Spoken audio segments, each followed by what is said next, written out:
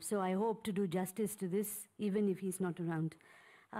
Many of you might probably be wondering what on earth is going on in the negotiations here at this current time. Let me just give you a state of play as to where we are in terms of the three tracks that are happening right now. On the Kyoto Protocol, as you may know, the ad hoc working group under the Kyoto Protocol, which is supposed to consider the second commitment period of the Annex 1 parties, they closed their meeting yesterday. But what they have done is that they have transmitted a text to the Conference of Parties, meeting as the parties of the Kyoto Protocol known as CMP8, and the text is in brackets.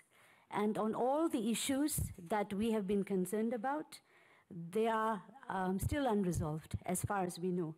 So the demands from developing countries have been for an ambition mechanism to jack up the low initial emission reduction targets by 2014, to ensure that there is no flexibility mechanism for those parties who are not committing to the Kyoto Protocol, second commitment period, to limit the carryover of the surplus allowances, and for the provisional application of the Kyoto Protocol until the ratification, so as to ensure there's no gap between the first and second commitment period.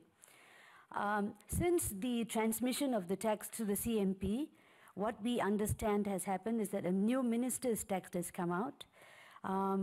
This has been coordinated, as you know, under the directions of the COP president, appointing Mr. Luis Machado of Brazil, and somebody from the minister from Norway, both of who have been consulting with parties.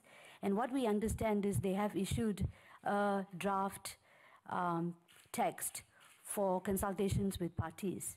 From the feedback that we have got, that particular text is very worrying, and some developing countries are already very worried, and civil society in particular is extremely concerned, because that text does not address the ambition in the way that we want to. The ambition is very low.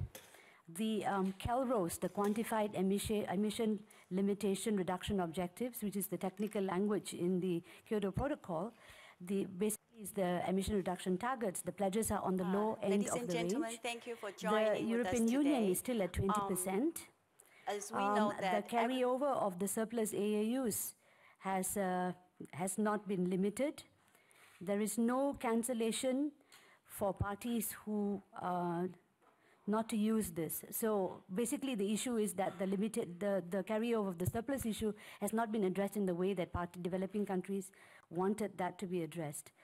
On the provisional application, that has been, the language in the text at the moment is weak, and that the length of the second commitment period is basically 8 years with a low ambition and with hot air, and this is really a very, very weak outcome.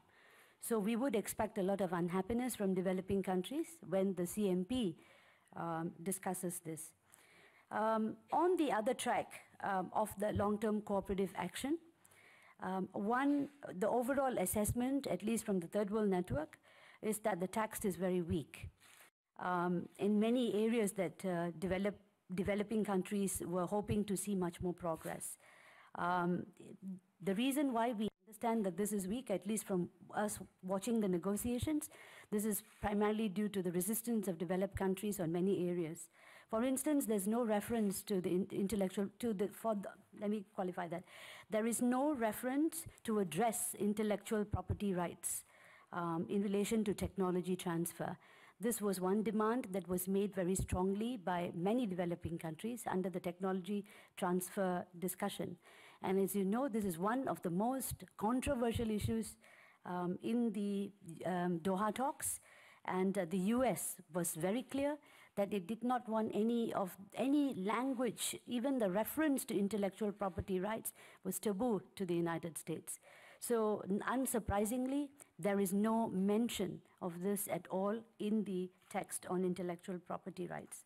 The other aspect that many of the developing countries were looking for, and also where civil society was coming from, like what we are insisting for KP parties, the developed countries in the KP parties to take on emission reduction targets, the Bali Action Plan demanded that developed countries who are not parties to the Kyoto Protocol do comparable efforts, and do comparable efforts which are consistent with the science in terms of the aggregate targets needed.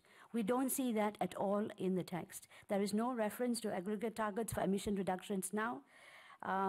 There is just an urging of developed country parties to raise their ambition on emission reductions. So it's just a mere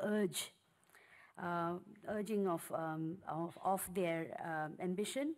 There is no decision to ensure a comparability of efforts between the KP and non-KP parties. There is only a reference to a work program to ensure comparability of efforts. So this is much more about a talk shop, further talk and nothing on the table in terms of firm commitments. There was also a demand for common accounting rules among Annex 1 parties of developed countries, because how they arrive at their targets was something that was very elusive. Many of the developed countries use their own rules. So there was a strong push for having common accounting rules so that you could actually have comparable targets. But there is only a reference to a work program to identify common basis for measuring progress. The word common accounting rules are not there. So that's another area which is very weak. Now, we are still waiting to see what the finance discussion will be, finance text will be under the long-term cooperative action. The finance discussion that I talked to you about was under the Conference of Parties, but in any case, the finance issue is, at this point in time, by all signals, it's very, very weak in terms of its outcome. On the Durban platform, there has been a raging controversy that is happening right now. The co-chairs have come up with a draft decision which also summarizes the conclusions that they have come from the workshops, and they have made some effort to put these together in terms of how they would like to recommend a way forward. There has been a heated debate, as far as we understand, even today. So the informal consultations which just ended, from what we hear, one of the biggest battles was the reference to equity and CBDR, common but differentiated responsibility. Now, as you know, in Durban last year, the whole issue about the Durban platform, this is about the future regime post-2020, and it also has reference to the pre-2020 mitigation ambition. The big fight that happened in the last hours of Durban was whether the Durban platform was under the convention and its principles.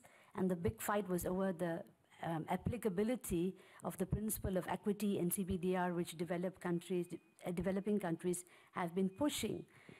In Rio Plus 20, the heads of state actually affirmed that under the UNFCCC, the principles of equity and CBDR are very important.